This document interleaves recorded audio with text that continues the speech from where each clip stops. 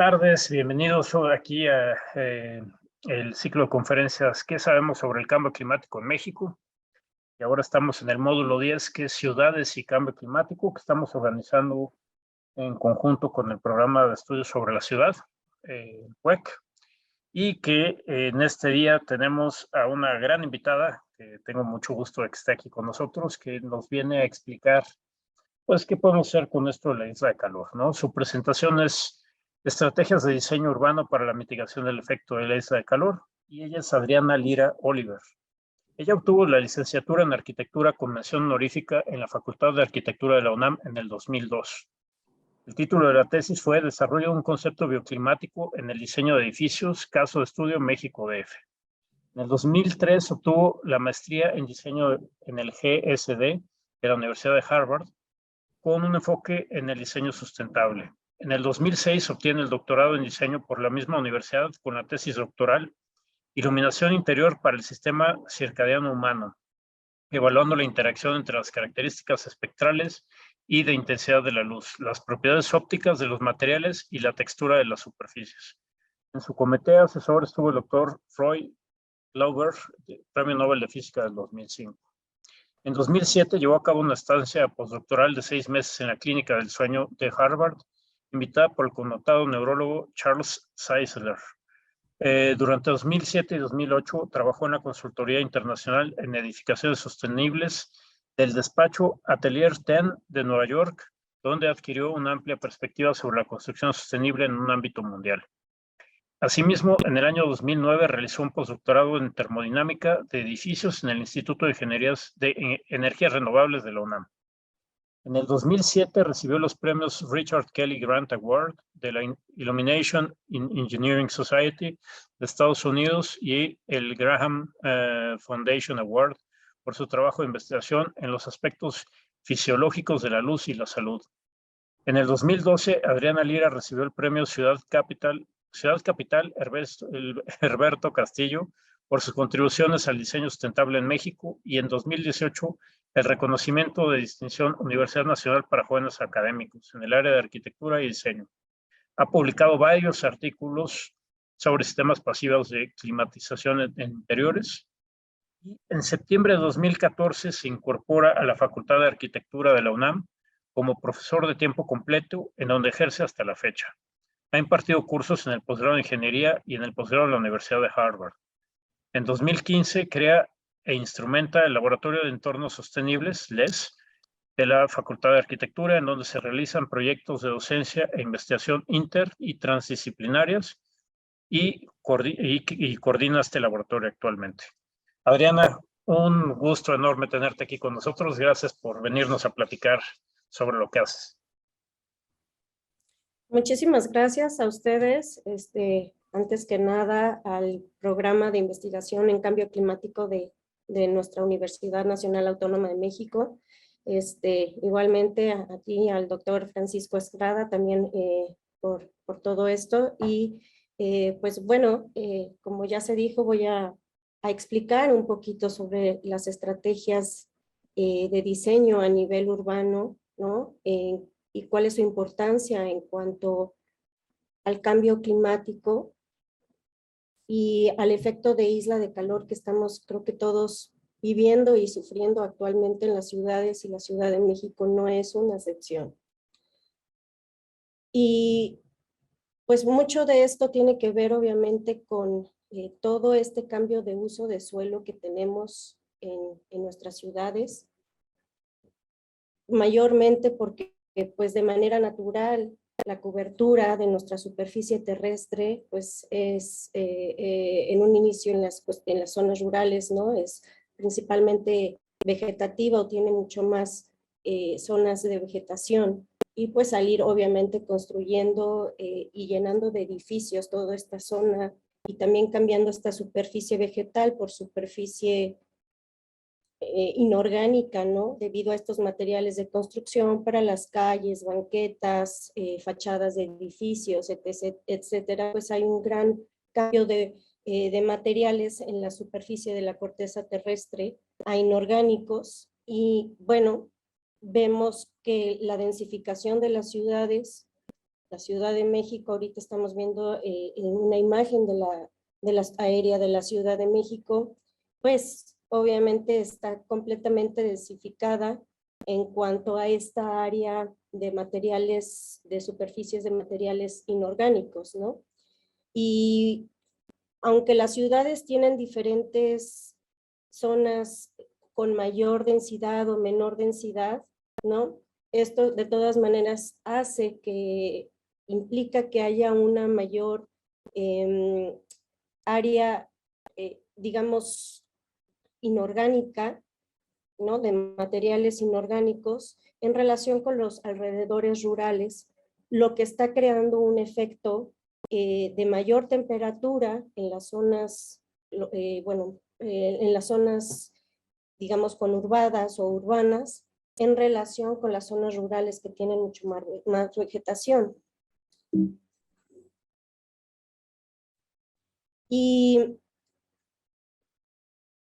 esto, pues lo que está dando es que las zonas urbanas se comporten como una isla que genera calor, ¿no? Esto igual y ya se ha mencionado antes y muchos de nosotros y nosotras lo tenemos bien detectado, ¿no? Pero para ir entendiendo por qué hablamos de islas de calor, y es justamente porque estas zonas urbanas, ¿no? Se empiezan a comportar como radiadores y generadores de un calor que queda cada vez todavía más atrapado en la zona urbana debido también a los gases contaminantes que tenemos. Y aquí en la imagen de la izquierda vemos, por ejemplo, un diagrama, una ejemplificación de cómo diferentes tipos de materiales, no solamente los vegetales, sino ya los inorgánicos, así como la generación de gases, ¿no? Que llamamos de efecto invernadero, pues van dando esta isla de calor que si vemos en la imagen de la derecha, ¿no? Esta capa de contaminantes que también contienen estos gases de efecto invernadero, ¿no? Como bien sabemos, el dióxido de carbono, que es uno de los mayores contribuyentes a este efecto de isla de calor. El vapor de agua también de manera natural es un gas de efecto invernadero, y bueno, metano también, entre otros.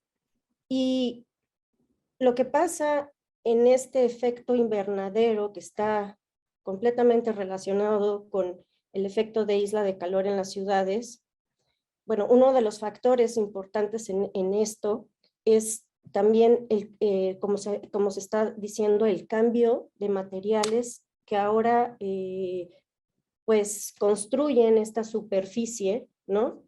Que ya no es rural, sino esta superficie urbana, y que la componen nuevamente estos materiales, asfaltos, concretos, tanto de los edificios como de calles y banquetas.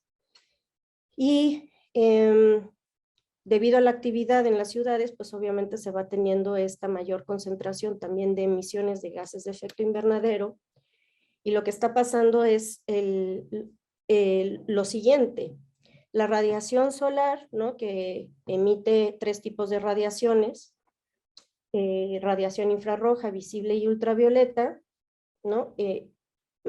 O sea, manda, digamos, por decirlo así, emite estos rayos a las ciudades, y sobre todo la radiación ultravioleta y visible es la que logra pasar esta capa de gases de efecto invernadero, ya que estos gases de efecto invernadero no dejan pasar fácilmente, o prácticamente no dejan pasar, la radiación infrarroja. La radiación visible e ultravioleta logra pasar fácilmente, pero se absorbe en todos los materiales que rodean o bueno, que componen a la superficie urbana, y estos materiales inorgánicos de la superficie urbana remiten esta radiación como radiación infrarroja.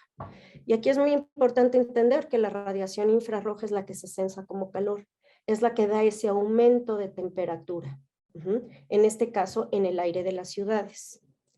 Como la radiación infrarroja no puede pasar fácilmente o prácticamente no puede pasar esta capa de gases de efecto invernadero, van quedando aquí atrapado y conforme va pasando el día, este proceso se sigue dando continuamente y se va acumulando la radiación infrarroja o térmica, elevándose cada vez más la temperatura de las ciudades.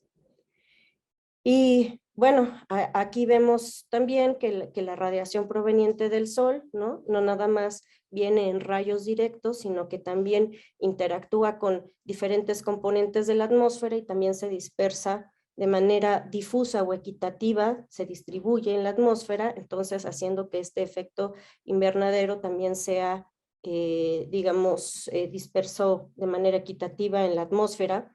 Aunque si viéramos, por ejemplo, una gráfica de esta temperatura, ¿no? De temperatura en la distribución urbana, viéndola como una sección, vemos que obviamente esta elevación de temperatura coincide en las zonas en donde hay mayor edificios o superficie urbana y de materiales inorgánicos en comparación con las zonas rurales o adyacentes que tienen mayor capa vegetativa.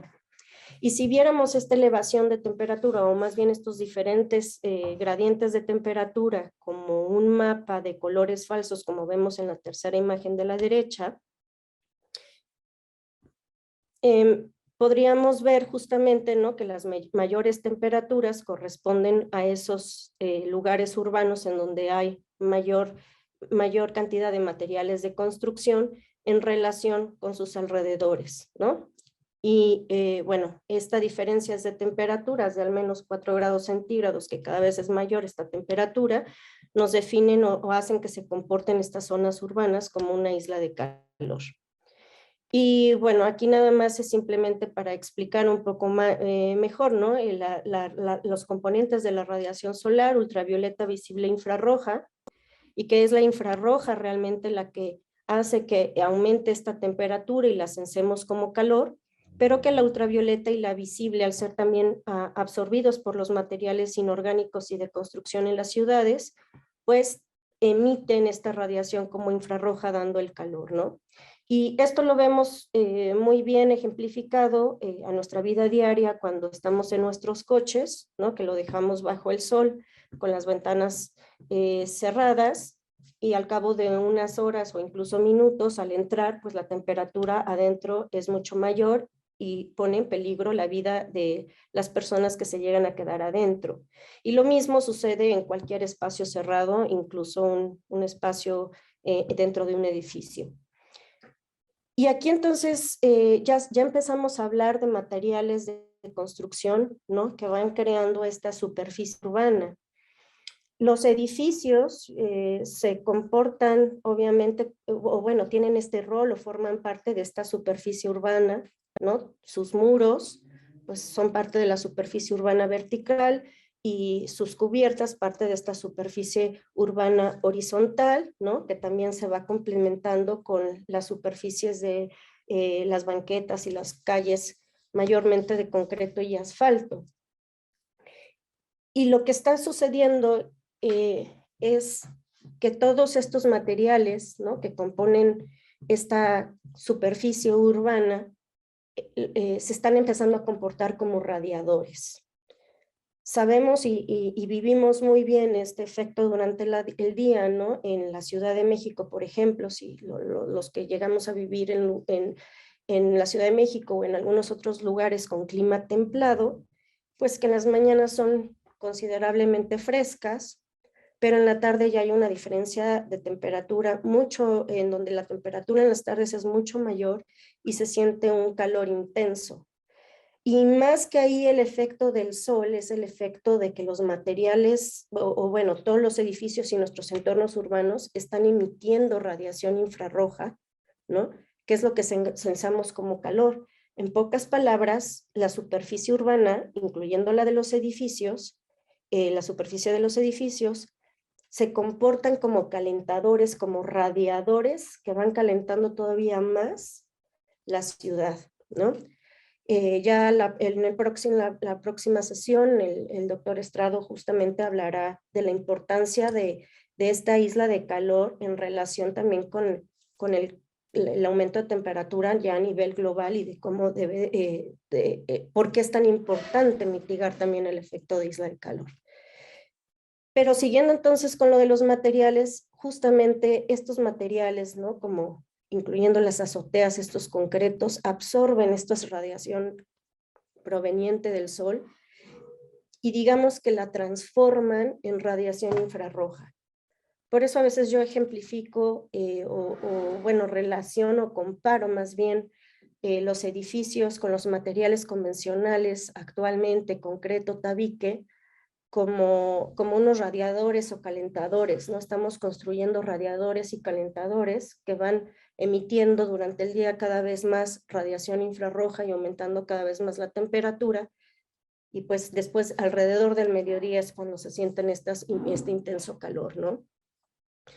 Y aquí hay, digamos, dos propiedades físicas de los materiales que realmente son muy importantes en tomar en cuenta cuando ya empezamos a hablar de estrategias de cómo poder mitigar esta isla de calor dentro de las ciudades en relación con los materiales de la superficie urbana y los materiales de construcción, tanto de los edificios, calles, pavimentos, etcétera, etcétera.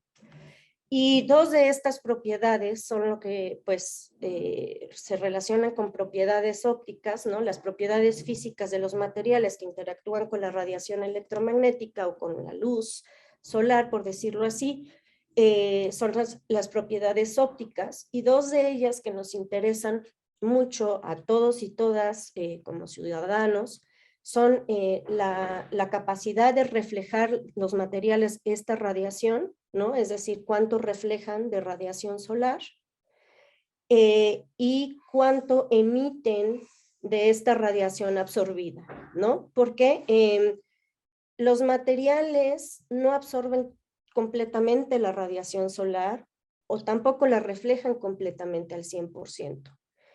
De esta radiación proveniente del sol, parte es reflejada y parte es absorbida, y de la que es absorbida, parte es vuelta a ser emitida hacia la atmósfera como radiación infrarroja o radiación térmica o calor, ¿no? Aumentando la temperatura.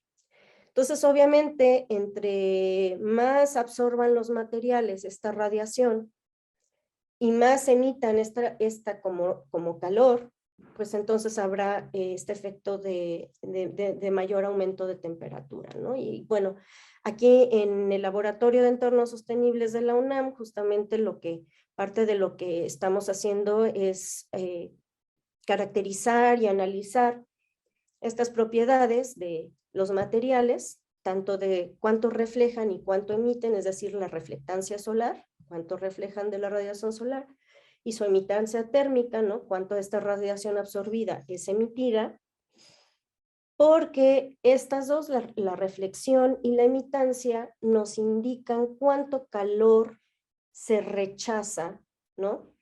Al medio ambiente teniendo una mayor temperatura. Y eso se analiza con un indicador, ¿no? Que es el índice de reflectancia solar, que justamente está compuesta por estas dos componentes, reflectancia solar y emitancia térmica. Y así podemos ir determinando justamente qué materiales reflejan más la radiación que otros. Y pues todos sabemos, intuimos de manera empírica o lo sabemos día a día, que los materiales de colores oscuros son los que reflejan menos la radiación del sol o la luz en general, y son por tanto los que más absorben, ¿no? Lo que no se refleja, por lo tanto, se absorbe si es un material opaco. Y si ya absorbió mucha radiación del sol, pues esa la va a convertir o la va a fabricar, ¿no? En radiación infrarroja o radiación térmica para elevar la temperatura. Podemos tener, por ejemplo, que un asfalto refleja nada más el 10% de la radiación solar y el 90% lo absorben, ¿no? O colores por el otro lado, más claros, reflejan más y absorben menos, ¿no? Y por lo tanto producirán menos calor. Entonces también estas colores, ¿no?, que están cercanamente relacionadas con las propiedades ópticas de los materiales, son sumamente importantes a la hora de construir nuestras ciudades, incluyendo no solamente los pavimentos de las zonas públicas, urbanas, abiertas, sino también la envolvente de cada uno de los edificios que componen nuestras ciudades. Y bueno, aquí por ejemplo estamos viendo una imagen, ¿no?, de cómo ningún material refleja el 100% de la radiación, pero si de esta radiación reflejara el 50%, ¿no?, el resto de esta radiación a grandes rasgos o de manera, hablando muy a grandes rasgos en promedio, ¿no?, el restante 50% es absorbido, que después será emitido como calor. Y eso tiene que ver con la emitancia térmica. Lo que habíamos dicho, materiales oscuros y también materiales provenientes de fuentes fósiles, ¿no?, por ejemplo los asfaltos, emiten mucha de esta radiación como calor, ¿no?, teniendo un coeficiente de emitancia térmica del 90%, que el máximo sería 100, ¿no?, entonces es muy alto. Concretos no es tan alto como los asfaltos, pero sí estamos hablando que es del 50%, que es bastante alto, en comparación, por ejemplo, con pinturas blancas que emiten el 30%, ¿no? Y ahorita hablaremos un poquito más de cómo ahora ya con las nuevas tecnologías tenemos pinturas blancas que emiten todavía menos calor, como lo que se llaman superficies frescas, o por conocerlo en inglés como cool roofs, ¿no?, que emiten nada más 5%, tienen un coeficiente de emitancia térmica del 5%, o sea, muy bajo, producen muy poco calor, por decirlo así, o emiten poco calor, ¿no? Aquí tenemos también un ejemplo de una termografía, bueno, de una imagen, ¿no?, de la normal, de la luz visible. Y aquí abajo una imagen en donde lo que se sensa es la radiación infrarroja, que el ojo desnudo no lo puede ver, pero una cámara termográfica sí lo sensa, ¿no? Y lo que esta imagen o esta termografía, lo que está mostrando son colores falsos, porque no son los colores verdaderos, como lo vemos en la imagen de arriba. Y cada color falso, bueno, cada color, perdón, como son los morados, naranjas y amarillos en esta presentación, representa una temperatura de la superficie, ¿no? Tanto superficies horizontales como pavimentos, como superficies verticales, como lo son los muros, ¿no? Y ahorita estamos viendo la fachada de la Facultad de Arquitectura de la UNAM, ¿no?, como un ejemplo, en donde en esta termografía vemos que las mayores temperaturas, alcanzando 60 grados centígrados, son de los coches, ¿no?, que están hechos de metales, que son altamente emisivos también, y aunado con el color de las pinturas de los coches, que también son muy absorbentes y muy emisivos.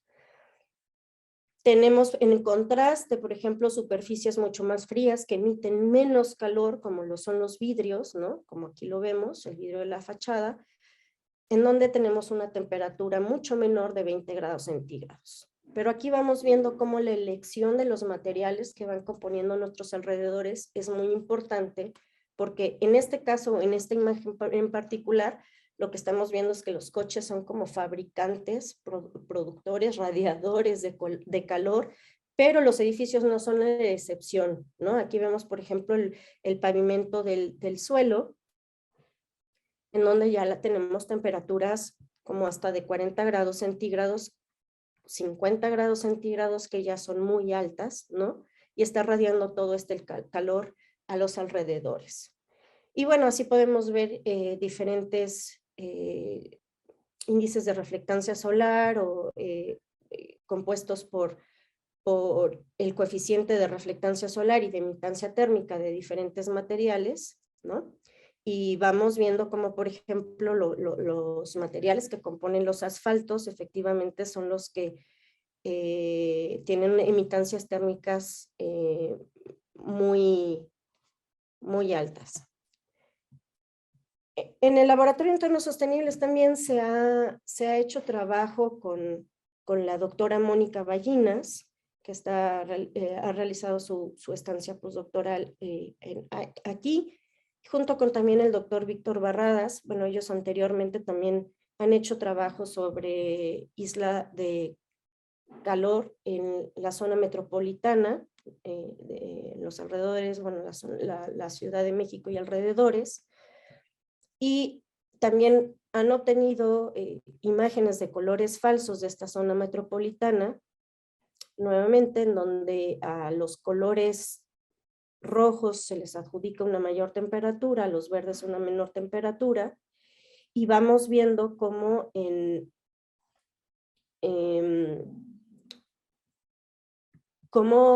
justamente hay zonas, ¿no?, en donde hay temperaturas mucho mayores en relación con las zonas verdes, ¿no?, que se están relacionadas con mucho menores temperaturas, ¿no? Entonces, digamos, de manera gráfica, vemos esta isla, ¿no?, esta zona de colores rojos que representa esta isla de calor, ¿no?, en relación con las zonas con mayor vegetación de alrededores menormente intervenidas en cuestión urbanamente hablando, ¿no? Y entonces aquí vemos la isla de calor, que obviamente no se presenta completamente igual, se va modificando, se va moviendo también dependiendo de la época del año y de la hora del día, ¿no? Porque los materiales también se van calentando de diferente forma en relación con la trayectoria del sol.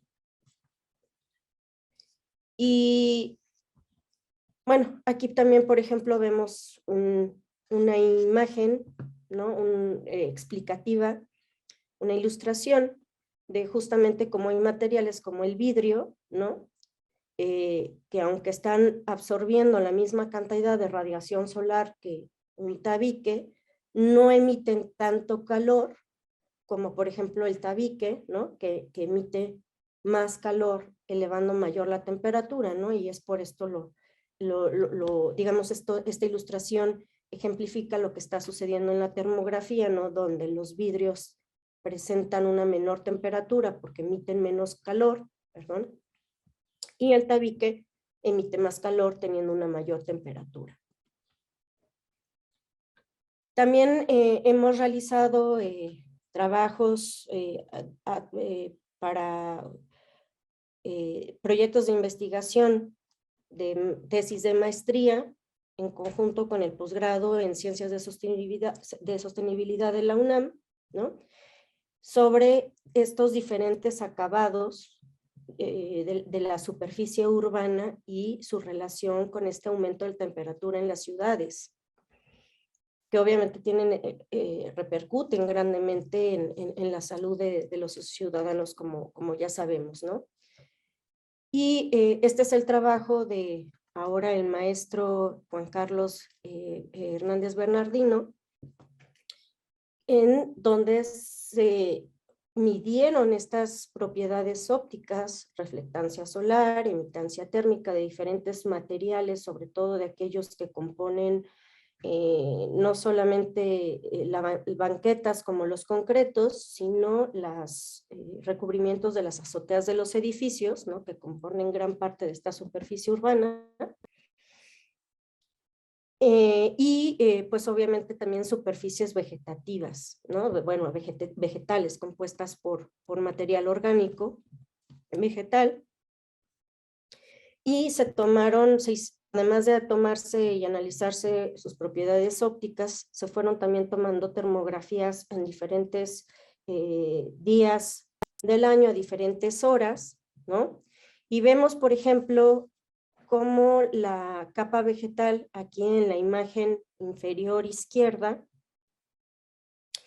tenemos termografías de capa vegetal, tanto en suelo como en techo, ¿no?, a una azotea verde, y de cómo esta temperatura o esta capa vegetal, aquí representada más por los colores morados en estas termografías, pues a lo largo del día no se calientan tanto, a diferencia o en comparación con estos materiales que componen o que utilizamos para recubrir nuestras azoteas, que sí se van calentando mucho durante el día. Por ejemplo, aquí en la imagen inferior derecha, o bueno, en la imagen superior derecha, tenemos diferentes muestras de ejemplos de losas de concreto. Son diferentes módulos, ¿no? Con un espesor más o menos de lo que tendría una losa de un edificio, un techo de un edificio de concreto, con diferentes recubrimientos de impermeabilizantes, ¿no? Algunos como tejas asfálticas, como son este verde, este rojo, algunos con bases acrílicas, como estos blancos, y también otros de colores terracotas, ¿no? Muy comúnmente vistos, y otros más blancos con un coeficiente de reflectancia solar mucho más alto, y ahora también otros que también al ojo desnudo se ven también blancos normales, pero que les llamamos superficies frescas, como anteriormente lo mencioné, porque no nada más reflejan muchísimo más radiación solar, sino sino también tienen emitancias térmicas que no contribuyen a la elevación de la temperatura, tanto como un impermeabilizante normal. Entonces aquí ahora sí en la imagen inferior derecha, en estas termografías, ¿no? Se fueron, que representan diferentes horas del día, 7 de la mañana, después 11, 3 de la tarde y 7 de la noche. Se va viendo cómo algunas de estas, sobre todo las tejas asfálticas, van elevando su temperatura, ¿no? Hasta incluso llegar a temperaturas tan altas correspondientes a estos colores blancos y amarillos de casi 100 grados Fahrenheit, ¿no? Que estamos hablando de alrededor de 60, incluso hasta 70 grados centígrados. Y esta imagen, digamos, caricaturesca, o a veces, bueno, ni tan caricaturesca, de que podemos freír un huevo y obtener un huevo estrellado en estas superficies, es real, ¿no? Del tanto que elevan su temperatura y obviamente empiezan a elevar la temperatura del aire circundante. Los que tienen una menor elevación de temperatura, no sé si se pueda ver aquí en esta zona donde estoy apuntando, que no llega a tener colores blancos de mayores temperaturas, sino se ven de un color, en esta termografía, de colores falsos, de un color violeta, ¿no? Todavía tiene más o menos temperaturas de alrededor de 40, 50 grados centígrados, y no tanto como este de 70 grados centígrados, ¿no? Que se comporta no tan bien, pero de manera similar como una capa vegetativa. Y si entonces analizamos un poquito más estas temperaturas a lo largo del día de estos materiales, tanto de capa vegetal como de materiales inorgánicos que forman edificios y calles y banquetas, pues vemos aquí en la gráfica o imagen de la derecha esta evolución de temperaturas a lo largo de un día, ¿no? Vemos aquí en este eje la temperatura y en este otro eje las horas del día, ¿no? En relación con las imágenes, las termografías que estamos viendo aquí, y diferentes materiales, diferentes impermeabilizantes, y en lo que tenemos justamente es que las temperaturas que no se elevaron tanto durante el día, ¿no? Son justamente estas líneas verdes que corresponden a superficies vegetales, ¿no? La azotea verde, la superficie de pasto de los suelos, Y las siguientes que prácticamente también no se calentaron, ¿no? Que se comportan muy cercanamente a lo que sería una capa vegetal, son estas superficies frescas o cool roofs, ¿no? Que tienen esta nueva tecnología, nanotecnología, ¿no? Porque ya implementan nanoesferas que mejoran esta reflectancia solar y esta emitancia térmica. Y bueno, los que se elevaron mayor su temperatura alrededor del mediodía son justamente las tejas asfálticas, que son muy comúnmente utilizadas, son muy buenos impermeabilizantes, pero generan mucho calor. Y tan es importante esta elección de materiales y de propiedades ópticas de la superficie urbana, ¿no? Que en sistemas de certificación de edificios sostenibles o de ciudades sostenibles, justamente se empiezan a implementar requerimientos, o más bien se solicitan o se tienen requerimientos de cómo esta reflectancia solar junto con la emitancia térmica deben de tener índices de reflectancia o dar índices de reflectancia solar elevados, ¿no? Para que no generen tanto calor y las ciudades no aumenten tanto su temperatura. Ya para digamos, ir cerrando de los últimos trabajos que también hemos realizado y que nos van dando más información sobre estas estrategias de diseño en las ciudades, ¿no? Para la mitigación de la isla de calor. Lo que se está haciendo justamente es ya empezar a caracterizar las diferentes zonas urbanas, en este caso de la zona metropolitana de la Ciudad de México, digamos como en secciones, ciertas manzanas para irlo caracterizando poco a poco e ir entendiendo cómo se están comportando estos materiales en nuestras ciudades. Y la doctora Mónica Ballinas junto con el maestro Rodolfo Vilchis, ¿no? han ido generando modelos de simulación a partir de información física, ¿no? Como son no solamente imágenes de satélite, ¿no? Sino también el entendimiento, la morfología de los edificios, ¿no? Y el tipo de materiales con los que están hechos de diferentes zonas de las ciudades, ¿no? Aquí, por ejemplo, vemos una imagen que nos proporciona la doctora Ballina sobre una sección, varias manzanas de la colonia Escandón, ¿no? Vista en perspectiva, vista también en planta, lo que nos recuerda justamente cómo tenemos diferentes colores de superficies, ¿no? Mucho los impermeabilizantes rojos, de tejas asfálticas, acrílicos rojos incluso, ¿no? Pero que generan mucho calor, asfaltos en la calle, concretos, muy poca capa vegetativa, ¿no? Y aquí lo vemos también en un análisis, por ejemplo, lo vemos en esta imagen inferior izquierda, sobre este módulo de diferentes manzanas, en donde se va viendo el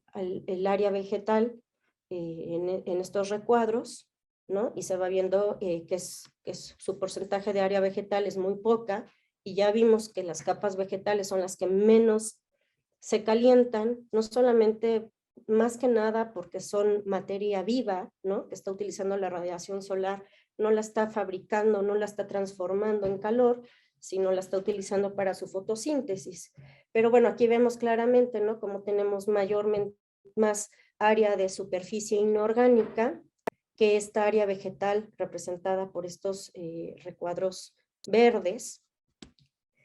Y bueno, después de haber hecho un estudio, un análisis y haber determinado la morfología de las zonas públicas, pero también de los edificios, ¿no? Se van construyendo, hemos ido construyendo esta capa urbana en cuanto a, digamos, de manera tridimensional, ¿no? Compuesta por estas zonas horizontales y de piso, de suelo, y todas las superficies de los edificios, ¿no? Con estos bloques se modelan por computadora para tener por decirlo así, una maqueta virtual, ¿no? de estas zonas urbanas, y así con ayuda de, en este caso, el software computacional ANSYS, para ver, entender un poquito más la dinámica de fluidos de todo el aire, ¿no?, que componen los alrededores de todo este aire ambiental, para ver justamente cómo este calor, aunado con la morfología urbana, pero también con las propiedades físicas, ópticas, de los materiales de la superficie urbana, van también influyendo en los flujos de aire, aquí vistas como con estas flechas, representadas como estas flechas de diferentes colores, ¿no?, que estas flechas nos van indicando la dirección del flujo del aire, y también la temperatura de este aire, ¿no? También podemos obtener imágenes no solamente de hacia dónde se están dando estos flujos de aire, sino también la temperatura con la que se están dando, y relacionado a este aumento de temperatura en las ciudades, ¿no? Entonces, si vemos, por ejemplo, en la imagen, bueno, en la imagen de medio e inferior, bueno, o de la derecha, inferior derecha, vemos aquí dos imágenes de colores falsos, no son termografías, sino son obtenidas por computadora, ¿no?, con base en esta simulación, de diferentes manzanas, y en este caso ahora es este ejemplo, estas imágenes de colores falsos corresponden a la colonia Narvarte. Esta de en medio corresponde al mes de enero del 2020, ¿no?, a las 2 de la tarde, y la de la derecha corresponde al 26 de marzo, bueno, también del 2020 a las 2 de la tarde. ¿Cuál es la diferencia? La de en medio corresponde a bueno, a la estación o a una época de la zona metropolitana de invierno de menor temperatura, y marzo al mes de mayor temperatura, ¿no? La primavera en la zona metropolitana es la época de mayor calor. Y vamos viendo que la distribución de las temperaturas, ¿no?, en las ciudades, bueno, en estos módulos de la colonia Narvarte, no son equivalentes, entendiendo, ¿no?, cómo en las diferentes estaciones pues influye también la isla de calor, pero también obviamente cómo los materiales del suelo y de las fachadas de los edificios también van generando o van calentando el aire circundante, ¿no? Y también van alterando los flujos de viento en las ciudades, porque el aire cuando se calienta y se encuentra también con cuerpos de aire más frío, ¿no?, empieza a haber movimientos de aire. Entonces, también este aumento de temperatura va modificando también estos patrones de viento. Y bueno, obviamente los próximos pasos y lo que se tiene que seguir considerando, y ya también hay trabajo realizado de manera internacional, es ir viendo cómo la morfología urbana, no solo de edificios sino también de espacios públicos, puede mejorar a estos flujos de aire para reducir la temperatura, pero también cómo debemos de implementar los materiales en nuestras ciudades también para que bajen las temperaturas, ¿no? Entonces, como conclusión, pues necesitamos vegetar más. Este efecto de aumento de temperatura de gran intensidad en las ciudades se está dando por estos materiales inorgánicos, ¿no? Entonces necesitamos tener obviamente mayor capa vegetal, además de todos los demás servicios ecosistémicos que nos da, como es la absorción de CO2 y transpiración de vapor de agua, pero en momentos en que no se puedan tener estas capas vegetales, ¿no? Algo muy interesante que tenemos es que no todas las personas pueden tener azoteas verdes por el mantenimiento que implican y por el tiempo que se le tiene que dedicar, pues si no implementar materiales como estos cool roofs o superficies frescas, ¿no?, u otro tipo de materiales que también no estén calentando grandemente la temperatura de las ciudades, ¿no? Entonces, por último, pues la morfología urbana sí influye mucho, tiene que seguir un diseño estratégico, ¿no? Para que no se den esta elevación de temperaturas, pero también cómo vamos eligiendo los materiales de esta superficie es contundente. Y algo muy grave que estamos haciendo es quitar nuestra capa vegetal. Y bueno, con esto termino para entrar a sesiones de preguntas y comentarios. Agradezco muchísimo su muy amable atención. Aquí también están mis datos de contacto. Si tienen alguna duda, con mucho gusto los atenderemos. Muchísimas gracias. Muchísimas gracias, Adriana. Es una excelente presentación que nos ayuda mucho a entender, pues, qué opciones tenemos frente a este problema de la isla de calor y, bueno, sobre todo en el contexto de cambio climático, que se va a volver un problema todavía más grave, ¿no? Yo te quisiera preguntar, tenemos un montón de preguntas, pero ahora me voy a robar la primera. Estaba viendo en tu semblanza que participaste en la elaboración de una norma mexicana de techos frescos.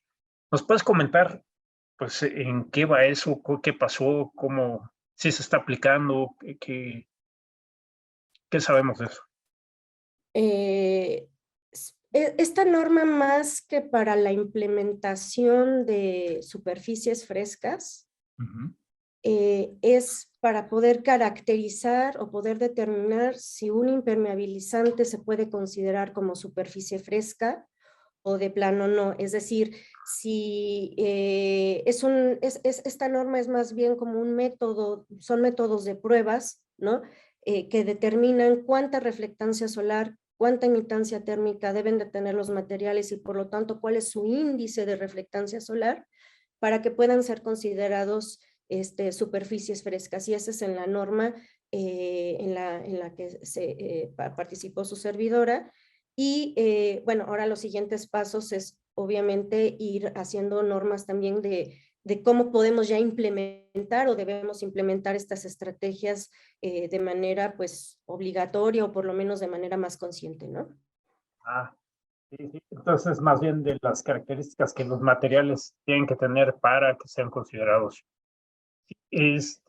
Porque bueno, lo que podemos ver es que tenemos varias opciones que son realmente, podrían ser realmente muy baratas de implementar, ¿no? Digo, esto en vez de usar un impermeabilizante rojo o terracota, cambiarlo por uno tipo como el que mostrabas, que se parece más a, digamos, a una superficie vegetal, pues realmente si se hace, digamos, que cada vez que alguien vaya a cambiar su impermeabilizante, escoja uno que tenga estas propiedades, pues sería mucho más, sería muy barato, ¿no? Muy sencillo, ¿no? Algo parecido a lo mejor se podría hacer también cuando se vayan reemplazando los pavimentos, ¿no? Así es. Aquí presenté, por ejemplo, lo vuelvo a presentar para recordarlo. Por ejemplo, un requerimiento, ¿no? de un sistema de certificación de edificaciones sostenibles o ciudades sostenibles, que es LEED, ¿no? Que es digamos que fue el primer implementado e importado en México. Y justamente no es obligatorio, obviamente es una certificación que uno busca, pero, y no es una norma, pero ya es parte de requerimientos, ¿no? Y no, LEED no es obviamente el único, hay otros sistemas de certificación que también lo están incluyendo, de justamente cómo escoger los materiales, ¿no? De los acabados, tanto a nivel público, urbano, de calles y banquetas, como también de los edificios y de las azoteas, ¿no? Para que tengan un índice de reflectancia solar lo más alto posible, es decir, reflectancias altas, sin que dañe el ojo, obviamente, a la vista, ¿no? Con emitancias térmicas también que no produzcan altas temperaturas. Entonces, no es tanto una norma, ¿no? Pero ya se empiezan a requerir o son requerimientos, ¿no? De certificaciones de sostenibilidad a nivel urbano y de edificio. Oye, hablando de estas características, el otro día estaba leyendo un artículo que salió en el Proceedings of the National Academy of Sciences, que decía que aguas con los cool roofs y todo esto, porque resulta que pueden reflejar más la UV, y que esto puede causar problemas con las concentraciones de ozono y con la generación de PM2.5, es decir, problemas potenciales en salud por cuestiones de contaminación, por las reacciones químicas que esto puede generar. Pero yo me imagino, digo, a ver, ¿tú qué opinas? Eso, digamos, es un problema tecnológico, ¿no? Supongo que se pueden filtrar este tipo de, para que no se emitan, no se remitan este tipo de ondas, ¿no? Sí, efectivamente, es correcto lo que tú dices, ¿no? Una superficie fresca, cool roof, refleja más la radiación que una pintura, un impermeabilizante normal, ¿no? Y eso incluye no solamente la radiación infrarroja, la visible, sino la ultravioleta, ¿no? Entonces, obviamente también está reflejando mayormente la ultravioleta, que con una pintura normal, pues hubiera sido más bien absorbida y después emitida como calor, ¿no? Entonces, sí es unas por otras. Y bueno, no sé qué tanto es tanto, ¿no? El que se refleja esta radiación ultravioleta de regreso a la atmósfera y justamente se tengan estos efectos químicos que empeoran estas condiciones atmosféricas, pero es también muy cierto lo que tú dices, ya que, pues, al igual que con los vidrios que tienen sus capas, diferentes capas de tecnología reflejantes, ¿no? Hay vidrios que se ven más verdes, con tintes más tipo espejo, ¿no? Y que son filtros que transmiten ciertas partes de la radiación, hay unos que transmiten más ultravioleta, otros que menos, otros más que radiación infrarroja y otros que menos. Efectivamente, la tecnología, y yo creo que se debe de estar ya desarrollando, si no es que ya debe de haber algo por ahí, en el que sea selectivo, es decir, se refleje más la radiación a lo mejor visible, ¿no? Y de cierta manera menos a lo mejor la radiación infrarroja, que no influye mucho con la reflexión, pero bueno, y mucho menos la ultravioleta por este problema, ¿no? Y sí, no sé eso en qué costos vaya implicando, pero pues también las superficies frescas se están bajando de precio, ¿no? Entonces la tecnología se implementa, va bajando de costos y sí es factible hacer lo que tú estás comentando. Muchas gracias. Y ahora te paso ya a preguntas del público. Claro que Tenemos sí. aquí a Patricio Marcelo Moscoso de Bolivia, que nos dice: buenas tardes, gracias por la ponencia. Un par de veces escribí al respecto un artículo sobre relictos forestales urbanos. Considerando que las ciudades carecen de suficientes áreas verdes, los materiales expuestos son otra alternativa más, pero no la definitiva. Los materiales expuestos son otra alternativa más, pero no la definitiva. Soy de la idea de plantar o replantar con especies arbustivas y forestales los espacios disponibles dentro de las ciudades y en las zonas circundantes. El reemplazo con los materiales de construcción no son una limitante para que las personas las adopten. ¿Alguna opinión? Muchísimas gracias y enhorabuena. El reemplazo con los materiales de construcción. Eh, A ver, bueno, voy a tratar de contestarla de la mejor manera posible, ¿no? Pero si en la forma de decidir si es una capa vegetal o si es una capa de construcción inorgánica, pues también influyen mucho ciertos factores, ¿no? Socioeconómicos e incluso socioculturales. E implementar cierto tipo de materiales pues tienen más costos que otros, ¿no? Eh, a través, por ejemplo, del trabajo que se ha realizado, ¿no? Con el posgrado en Ciencias de la Sostenibilidad, justamente se realizaron diferentes entrevistas a diferentes zonas del área metropolitana en cuanto a su valoración de qué, bueno, y de su influencia sobre cómo decidir qué tipo de materiales escoger en cuanto a su acabado, si es una capa vegetal, por ejemplo, en una azotea o azotea verde, o si es un material inorgánico, ¿no? Como un impermeabilizante blanco, una pintura blanca. Y efectivamente es lo que se obtuvo es que la gente pues sí prefiere las capas vegetales, todo lo que sea vegetal, digamos humanamente hablando, es lo preferente, pero que un gran porcentaje, ¿no? De la mayoría prefería implementar algo que no le, que fuera o que conllevara menores costos de mantenimiento y también menor tiempo de mantenimiento, como son las pinturas, ¿no? Entonces, pues no sé, y esto se puede, yo creo que debe ser lo mismo para el resto del mundo, ¿no? Entonces, bueno, no sé, no sé si lo respondí, pero cuando no haya grandes áreas vegetales, pues sí, este tipo de nueva tecnología, de nuevos materiales son una alternativa. No son la definitiva o lo mejor, pero sí lo son.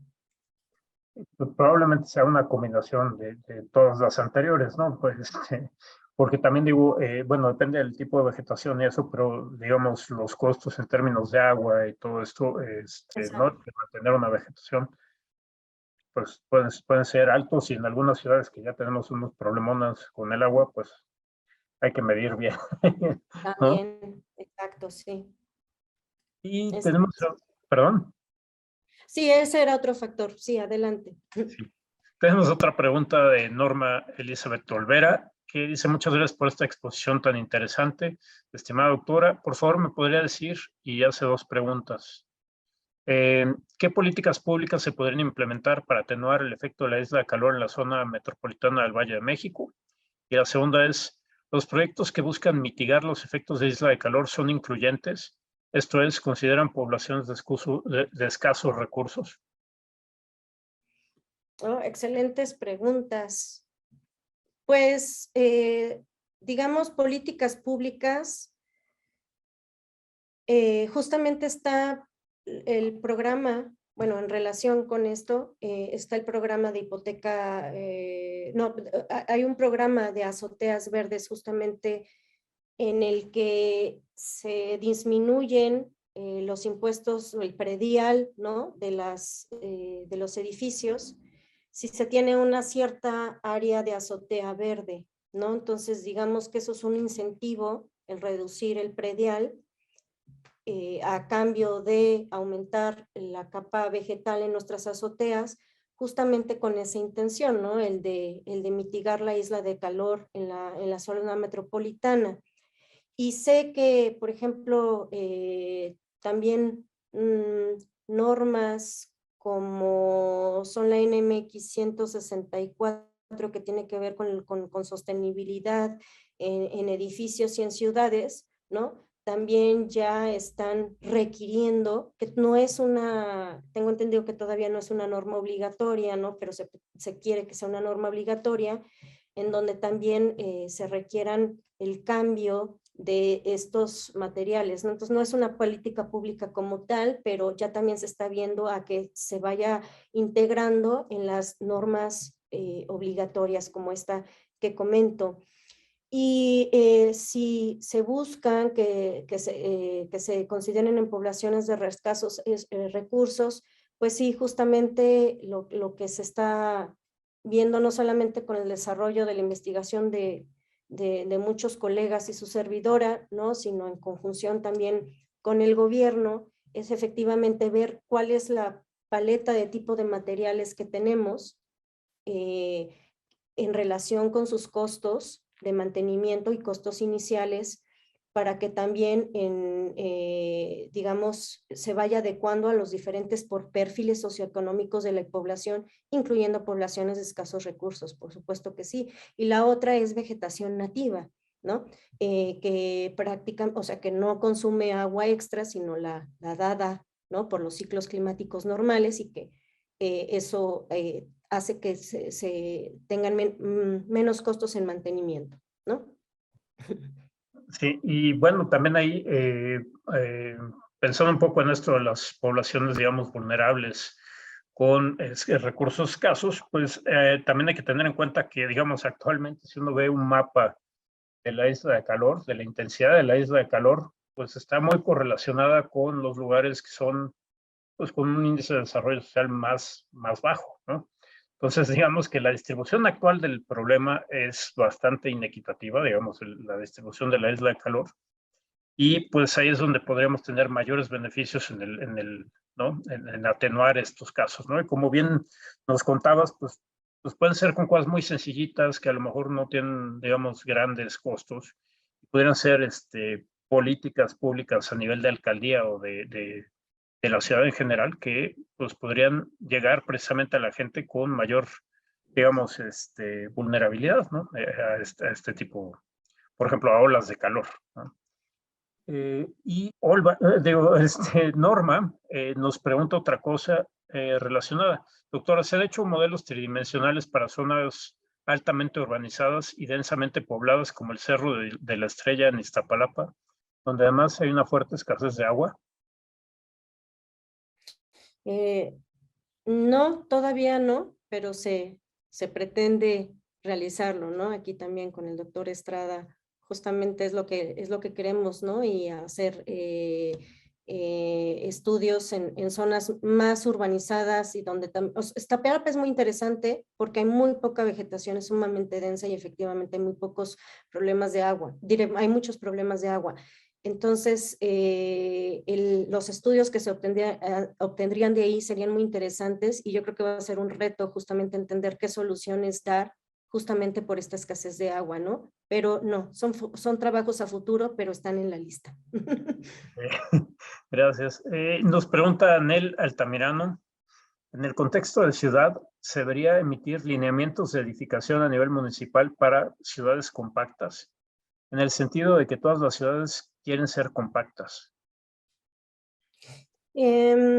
Sí, cuando se habla de ciudades compactas, pues nuevamente se imagina o lo relaciona una con, por ejemplo, el ejemplo de Iztapalapa, ¿no? Lugares en donde hay una gran densidad de casas, poca vegetación y mucha área inorgánica. Pero esto no tiene que ser así, ¿no? Una solución, y justamente también que es parte de los estudios y de las nuevas propuestas, es tener, digamos, edificios que crezcan hacia arriba, más verticales, para dejar obviamente más área vegetal, más área libre, más área permeable, o si no puede ser vegetal, pues una área que no produzca tanto calor, ¿no? Entonces, eso es, digamos, lo que se está considerando justamente, o que es en mayor densidad, ¿no? Crecer hacia arriba, siempre y cuando también se deje mayor, espacio libre al exterior, obviamente permeable y preferentemente vegetal. Bueno, muchas gracias, Adriana. Algo relacionado, aquí una pregunta de Clemente Rueda del PINC. Bueno, tiene que ver con pues, lo que tú mencionabas de la morfología de la ciudad, ¿no? Pero dice, ante la imposibilidad de volver a construir todas las estructuras de la ciudad, los techos verdes podrían ser una buena estrategia para evitar que los edificios absorban calor y disminuya la isla de calor. Pues sí, nuevamente sí, pero y también tiene que ser un trabajo en conjunto, ¿no?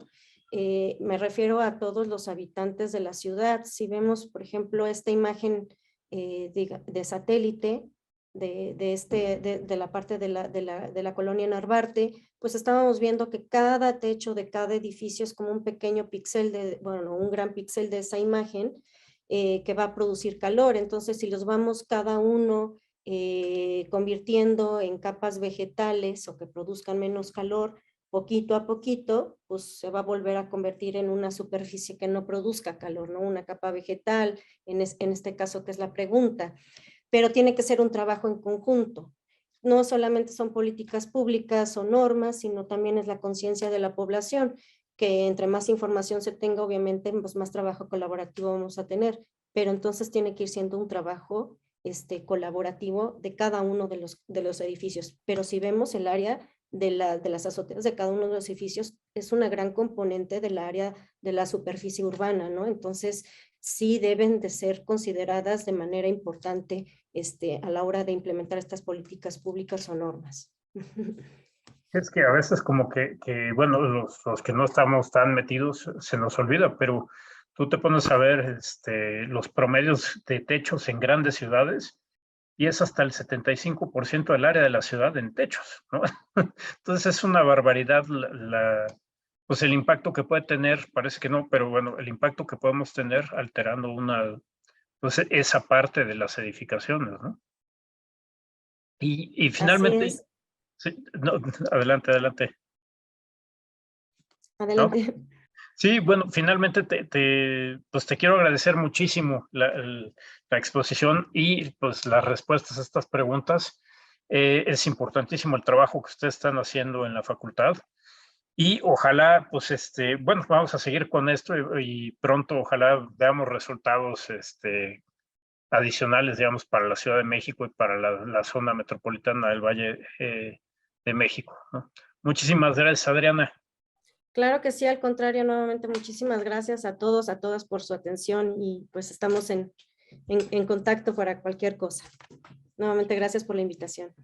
Muchas gracias. Y bueno, pues ya nada más nos despedimos con que el próximo jueves, pues el próximo jueves me toca a mí, voy a hablar de sinergias entre cambio climático local y global y todavía tenemos otra sesión. Normalmente nuestros módulos son de cuatro jueves, pero este mes tuvimos la oportunidad de tener 5 jueves.